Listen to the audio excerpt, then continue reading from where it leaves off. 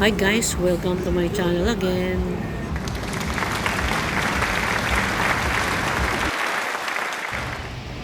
For today video, pupunta po tayo dun sa lugar na parasailing. So, ito po yung lugar na itatry ko na hindi ko nagawa nun pumunta ako nung una sa Bora. So, ngayon po, try po natin bisitahin kung kagaano kalayo at saka naghahanap na rin po kami ng parang matatanungan kung paano po ang pagsakay dito, kung saan po magbabayad. Hanap po kami ng mga tao na pwedeng makausap. Let's go guys!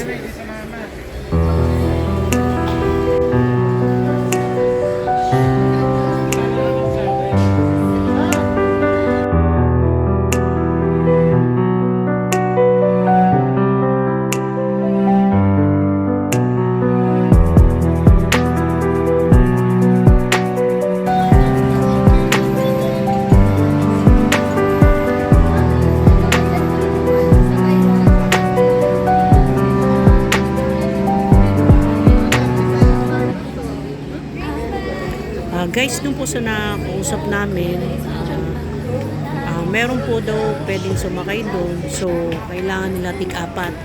So, ang isa pong sasakay ay nagkakahalaga ng 700 to 600 each. So, ang pwede pong sumakay doon sa Parao ay apat po sa kaliwa at apat din po sa kanan. So, if ever po na walang ka-partner na apat sa kabila at apat sa kabila at halimbawa 2 or 3 or 1, pwede naman po. So, if ever na isa lang po sa kanan, apat sa kabila, so magbabalance din po naman siya. So, pumapayag po sila. Pero ang talaga pong rate na kailangan nila po, at least 8 tao, apat kabilaan. So, try po natin guys. So, dun po sa nakakita ko, pumayag naman po sila kasi wala akong makasama. Dun sa right side, so sa kabila may 3. So, pwede naman po daw ituloy. So, try natin guys. Lakarin po natin para po unti-unti nating makita yung lugar. Papunta doon para malaman natin kung paano po sumakay. At experience po natin kung nakakatakot siya, kung okay naman, kung kalma po yung dagat. Palaman po natin. Try po natin guys. Excited na po ako. Try po natin.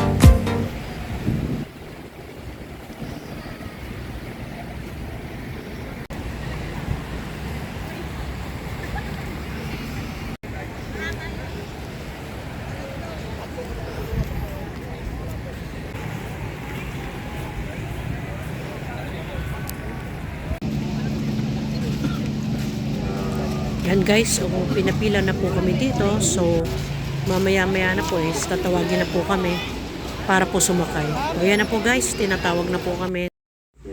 Yan po, so diretso na po kami, maglalakad. So, medyo malalim ng konti dun sa sasakyan namin sa bangka.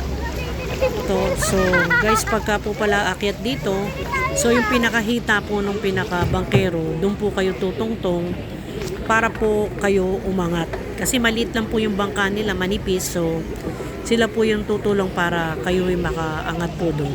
So, kung kayo ay medyo magaang, easy lang po kayo makakyat. Pero, sa katulad ko na medyo mabigat, so, nahirapan po akong umakyat kasi parang hindi ako agad na itulak paakyat po guys. So guys, katulad na sinabi ko, 3 po sila sa kaliwa. So, yung magkakaibigan sila. So, wala pong sumama sa akin doon kasi po natatakot sila. So, medyo sila nahihilo. So, takot sila doon sa pinakatubig sa gitna kasi medyo maliit yung bangka. So, ako lang po yung nasa kanan na sumakay para mag-try po dito po sa Parao sailing. So, yan na po guys. Subukan po natin kung kagano po okay sumakay po dito para pwede nyo po i-try. Yan po, yun po pala ay wala po siyang ginagamit ng motor. So, pasabwan lang po talaga siya. So, dahil lang po dun sa hangin, yan po, kaya po namumove siya forward. Tapos, pag hindi na po kaya ng hangin, sinasabwan na po nila. Kaya, hindi po siya ganun kadali na makarating dun sa lugar na pupuntahan nyo. Kasi dahil po, sa hangin po kasi siya nagbe-base. At saka sa sabuan, wala po siya talagang motor. Manual po talaga siya. Kaya ganun po pala talaga siya kabagal. Kaya po pagka walang hangin, so mabagal po siya. Pero pagka po yung hangin ni malakas, so kahit di na po sila magsabuan, dire-diretso po sila na tumatakbo yung kanilang bangka. Pero pagka po talaga wala, kalma lang po siya talaga. So, kailangan po ay may life vest kayo. So, kung marunong po kayo mag-swimming, okay lang po yung papapayag po silang tanggalin yung life vest. So, magta-try po akong tumayo dyan. So, para maglakad.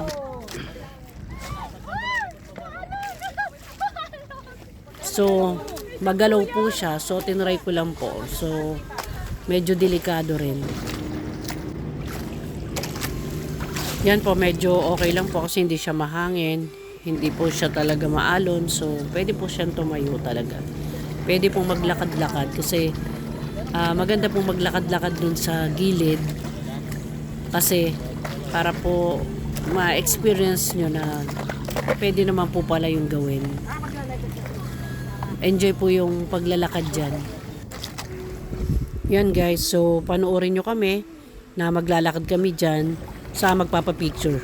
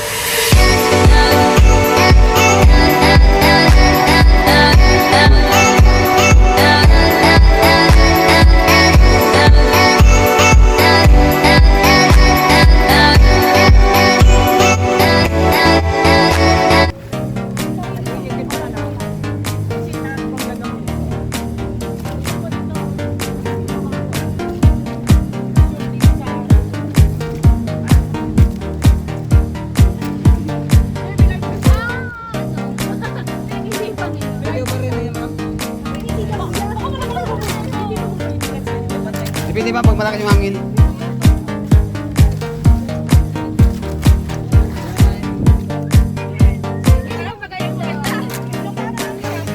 May naman pag hindi paglalo niyan, pagbaba na ang kwan.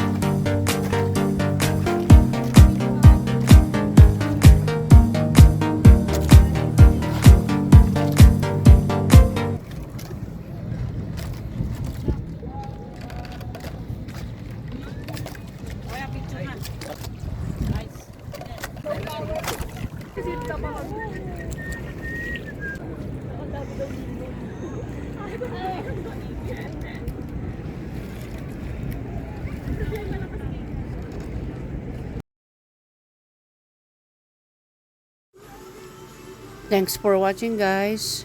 Try nyo po, maganda po dito. Try nyo po para ma-experience nyo kung paano maglakad. Para po maglakad dito sa Parao Sailing.